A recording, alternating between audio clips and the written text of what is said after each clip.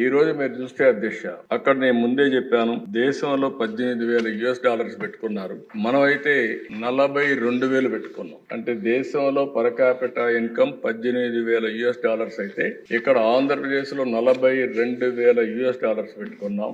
అంటే GSD per capita income 55 లక్షలు రాబోయే 47కు సాధించే లక్ష్యంగా ముందుకు పోతున్నాం. జిఎస్టిపి మీరు వచ్చినప్పుడు దగ్గర మీరు చూస్తే అధ్యక్ష 308 లక్షల కోట్ల రూపాయలు జిఎస్టిపి ఆదాయంగా పెట్టుకున్నాం. ఇది జరగాలంటే 15% సంవత్సరం మనం అభివృద్ధి కావాల్సిన అవసరం ఉంది. అయితే వెరీ అంబిషియస్ ప్లాన్, అసాధ్యం కాదు, ఇది సాధ్యం. మనం గాని సమర్థవంతంగా ప్రాధాన్యతలు పెట్టుకొని టెక్నాలజీ కరెక్ట్ గా ఉపయోగించుకుంటే ఇది సాధిస్తామనే ఒక విశ్వాసం ఉంది. గడిచిన 14-19 5 సంవత్సరాల కాలంలో సిఏజిఆర్ అంటే 5 సంవత్సరాల ఆవరేజ్ తీసుకుంటే 13.5% మనం గ్రో అయ్యాం. 14-19 కంటే కూడా 1.5% ఓవరాల్ గా గ్రో కావాల్సిన అవసరం ఉందని కూడా నేను మీకు తెలియజేస్తున్నా. ఇక్కడ చూస్తే అధ్యక్ష 15% గ్రోత్ సంవత్సరం 308 లక్షల కోట్ల రూపాయలు